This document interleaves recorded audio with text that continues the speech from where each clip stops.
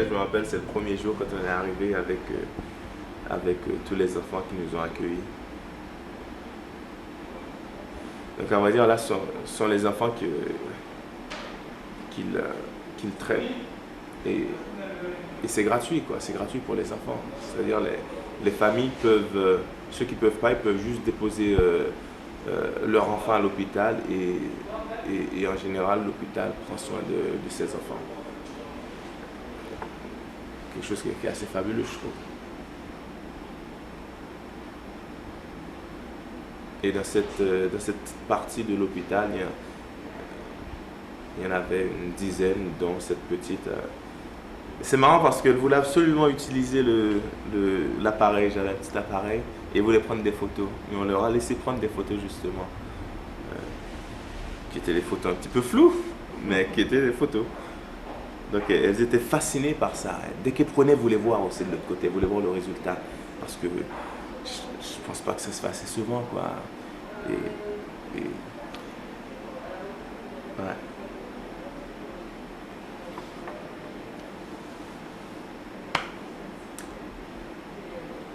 Ouais.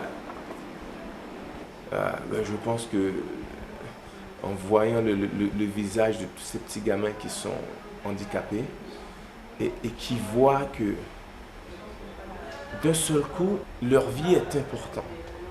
Dans le sens où il y a des gens qui se déplacent pour eux, il y a beaucoup d'attention sur eux et d'un seul coup, ils sont à part entière dans la société.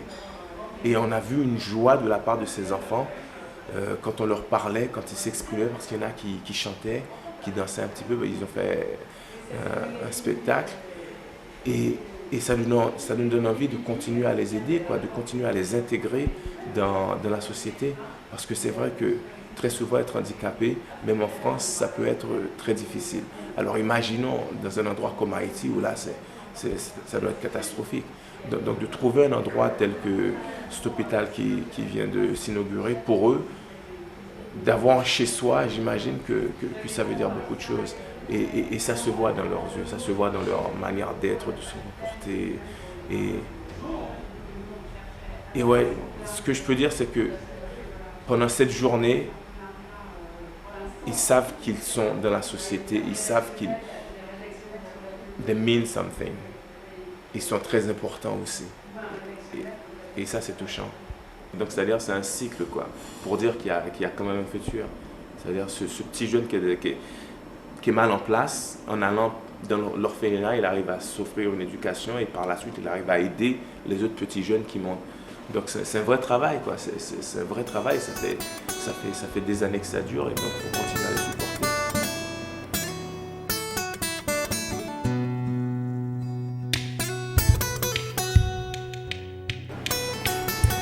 J'ai pleuré là-bas, hein. J'ai beaucoup pleuré.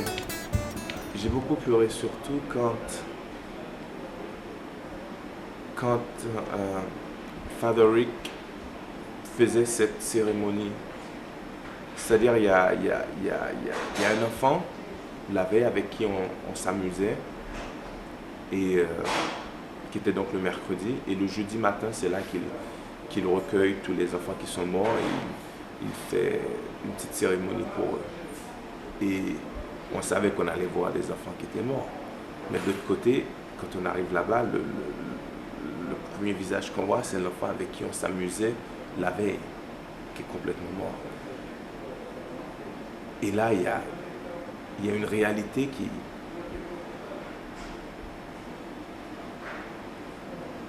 à laquelle on fait face et on se dit,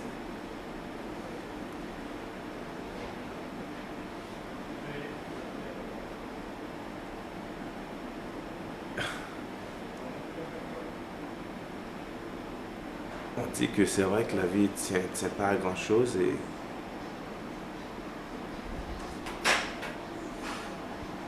et ouais, enfin bref, personnellement, j'ai pas pu tenir, quoi. Je veux dire, de voir cet enfant comme ça avec qui on jouait et puis le jour d'après, mort, avec à côté un autre de 12 ans aussi. Et on se demande, est-ce qu'il y a quelque chose qui aurait pu être fait? Est-ce qu'on aurait pu vraiment faire un petit peu plus pour justement garder cet enfant en vie? Qu'est-ce qu'il aurait fallu? Est-ce qu'il aurait fallu peut-être envoyer $5 de plus par mois? Est-ce qu'il aurait fallu envoyer des vaccins, un petit peu plus de nourriture? Parce que des fois, ça tient à rien du tout, quoi. J'ai vu pas mal d'autres enfants qui étaient mal uniquement parce qu'ils n'avaient pas à manger. Uniquement parce qu'ils n'avaient pas à manger. Et de l'autre côté, on se retrouve dans des sociétés, dans des endroits où la bouffe est complètement gaspillée. On se dit, mais où est la justice? Il y a une partie qui ne bouffe pas et l'autre partie qui, allez, ça suffit, on ne touche pas, c'est périmé, donc il faut jeter. Donc on doit se poser des questions quoi, dans cette grande société dans laquelle on vit. Je pense qu'à un certain moment ou un autre, il faut qu'on arrive à trouver une solution parce qu'elle ne doit pas être si dure que ça.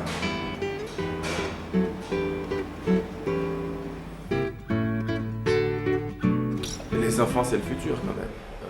La situation en Haïti, elle est complètement désastreuse.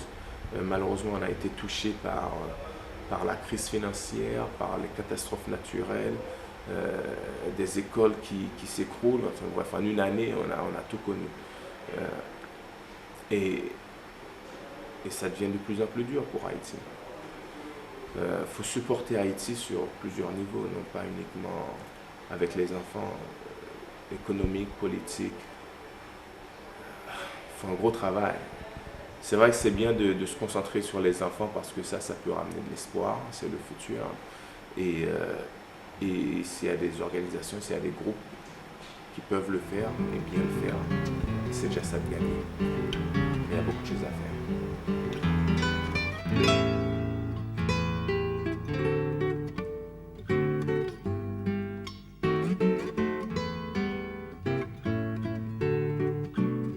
Nous pas manger, nous pas l'argent, mais tout en tête beaucoup coupé, nous capables de porter chaque côté.